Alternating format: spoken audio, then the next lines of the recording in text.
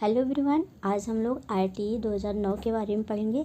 RTE 2009। RTE मतलब है right to education, जो कि बच्चों को शिक्षा के अधिकार के बारे में आया था, जिसमें कहा गया था जो भारत में 6 से 14 साल के सभी बच्चों को मुफ्त एवं अनिवार्य शिक्षा प्रदान की जाएगी। 2002 में 86वां संविधान संशोधन के तहत इस प्रावधान को पारित किया गया था। और पहले अनुच्छेद 21A में कहा गया है जो निर्धन बच्चे हैं जो उनको शिक्षा देना अनिवार्य है। जो वंचित बच्चे हैं, जो निर्धन हैं, गरीब वंचित बच्चों को शिक्षा मुफ्त में देने की बात पहले ही कही गई है। जो संविधान संशोधन है ये 6 से 14 साल के बच्चों को जरूरी एवं अनिवार्य शिक्षा की गारंटी देता है। देश में 6 से 14 वर्ष की आयु के बच्चे आरटीई एक्ट 2009 के तहत मुफ्त शिक्षा का अधिकार रखते हैं।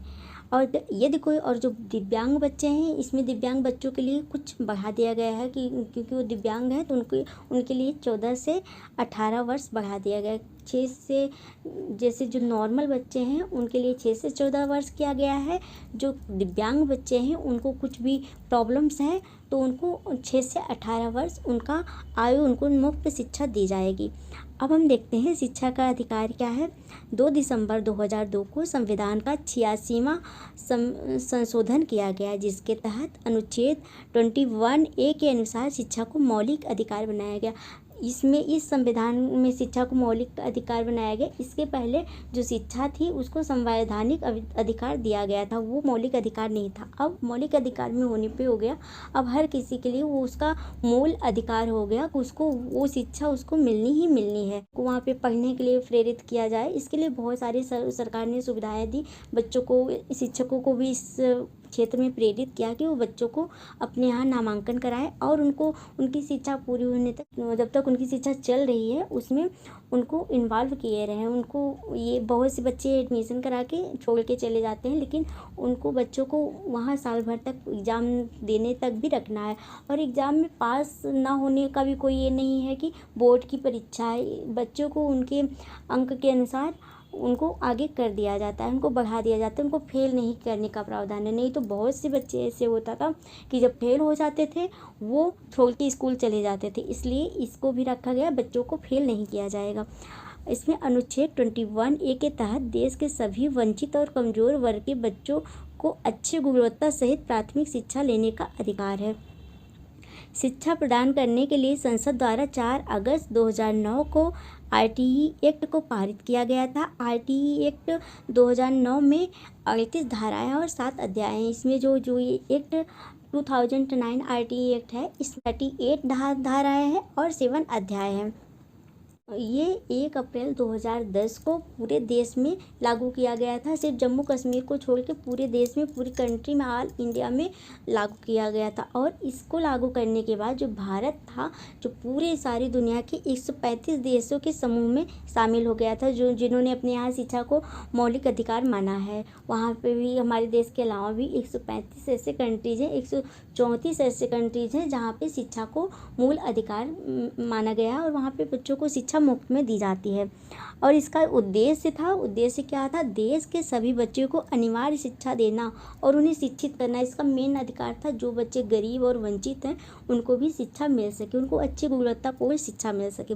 आरटीई एक्ट 2000, इसमें अब कुछ प्रश्न हैं जो पूछा जाएगा। पहले जैसे आरटीई का पूरा नाम क्या है, तो आरटीई का पूरा नाम है शिक्षा का अधिकार, राइट टू एजुकेशन। इसके बाद दूसरा क्वेश्चन है शिक्षा का अधिकार अधिनियम 2009 में कितने अध्याय और अनुच्छेद हैं? हमने अभी पढ़ा, अध्याय 7 है और अनुच्छेद 38 है। और इसके बाद थर्ड क्वेश्चन है आरटीई एक्ट 2009 के अनुसार शिक्षक छात्र अनुपात क्या है? जो प्राइमरी में शिक्षक छात्र अनुपात है वो 30:1 है। मतलब 30 छात्र रहेंगे, उनके साथ 1 अध्यापक रहेगा। अगर एक भी बच्चा ज़्यादा रहेगा तो उसके साथ 2 अध्यापक उनको जोड़ दिया जाएगा। एक बच्चा ज़्यादा है तो उसमें भी उनको बैठा दिया जाए, तो ऐसा नहीं है। अगर एक बच्चा भी ज़्यादा रहेगा तो उसके लिए और अलग से शिक्षक रखे जाएंगे। आरटीई 2009 में कितनी धाराएं हैं? तो अभी हमको पता है, इसमें धाराएं जो है 38 धाराएं हैं और ये 86वां संशोधन है और अध्याय भी इसमें 7 है। तो ये हमें पता है। इसके बाद 5th नंबर, प्राथमिक विद्यालय में कार्य दिवस RTE 2009 के तहत। प्राथमिक विद्यालय में जो कार्य दिवस है वो 200 दिन कार्य दिवस है, और जो उच्च प्राथमिक विद्यालय है उसमें 220 दिवस हैं। RTE एक्ट 2009 के तहत प्राथमिक विद्यालय में निर्धारित दूरी कितनी है? दूरी जो प्राथमिक विद्यालय में किसी बच्चे के घर से उसकी प्राथमिक विद्यालय की जो दूरी होनी चाहिए 1 किलोमीटर की एरिया में प्राथमिक विद्यालय होना चाहिए। इसके बाद है शिक्षक के लिए प्रति सप्ताह कार्य घंटों की न्यूनतम संख्या क्या है? तो इसमें जो शिक्षक के लिए प्रति सप्ताह कितना कार्य करेंगे? 45 शिक्षक हैं जो टीचर्स हैं वो एक सप्ताह में 45 घंटा कार्य करेंगे। इसके बाद अगला क्वेश्चन है 6 से 8 तक कार्य दिवस तक शिक्षण घंटे निर्धारित किए गए हैं। जो 6 से 8 तक जो उच्च प्राइमरी में है उसमें कितना निर्धारित किएंगे? उसमें 220 से 1000, क्योंकि उच्च प्राथमिक में 220 कार्य दिवस हैं और 1000 घंटे हैं। इसके बाद है कक्षा 6 से 8 में जहाँ 100 से ऊपर बालकों को प्रवेश दिया गया तो अंशकालिक शिक्षक होंगे। अंशकालिक शिक्षक जो होंगे वो 3 होंगे, क्योंकि 100 से ऊपर जब बालक हो जाएंगे इसमें जो अनुपात होता है वो 35 बच्चों के साथ एक शिक्षक होता है। तो जब इसमें जो शिक्षक होंगे वो 3rd होंगे, इसमें जो शिक्षक हैं ये 3 होंगे, क्योंकि 100 से ऊपर बालकों का प्रवेश है और ये उच्च प्राथमिक विद्यालय में होंगे। इसके बाद है शिक्षक द्वारा प्राइवेट ट्यूशन पर रोक का जो प्रावधान है वो किस आर्टिकल में है? इसमें आर्टिकल 28 में प्राइवेट ट्यूशन पर रोक लगाया गया है कि जो सरकारी शिक्षक होंगे, जो गवर्नमेंट टीचर हैं, वो ट्यूशन नहीं पढ़ा सकते। इस तरह का प्रावधान यहाँ पे किया गया है। इसके बाद है RTE एक्ट 2009 संपूर्ण भारत में लागू हुआ था। कब लागू हुआ था? तो ये 1 अप्रैल 2010 में लागू हुआ था। अब इसके बाद है उच्च प्राथमिक विद्यालय में छात्र शिक्षक अनुपात क्या है? तो अभी हमने जाना भी 35 अनुपात 1, मतलब 35 बच्चे रहेंगे, उनके साथ एक शिक्षक होंगे। RTE के अनुसार उच्च प्राथमिक स्तर में न्यूनतम शैक्षणिक घंटे और कार्य दिवस होंगे। तो ये हमने अभी पढ़ा था ऊपर क्वेश्चन में। RTE में जो उच्च प्राथमिक जो मिडिल के जो बच्चे हैं उनकी जो कार्य दिवस 220 दिन की होगी, और जो घंटे होंगे, शैक्षणिक घंटे होंगे, वो 1000 घंटे होंगे। और इसके बाद RTE के अनुसार उच्च प्राथमिक में एक अध्यापक को कितने घंटे पढ़ाना होगा? RTE में उच्च प्राथमिक में एक अध्यापक को 4.5 घंटे पढ़ाना होगा, और जबकि प्राथमिक में अध्यापक को सिर्फ 4 घंटे पढ़ाना होगा। यहाँ पे देखिए ये 4 घंटे, यहाँ पे प्राथमिक स्तर पे जो बच्चों को पढ़ाएंगे वो 4 घंटे पढ़ाएंगे। प्राथमिक स्तर पे 4 घंटे पढ़ाएंगे और उच्च प्राथमिक में 4.5 घंटे पढ़ाएंगे। इस तरह का इसमें क्वेश्चन आता है। हमने देखा RTE में किस तरह के क्वेश्चन पढ़े जाते हैं और RTE कब लागू हुआ था ये भी हमें पता चला।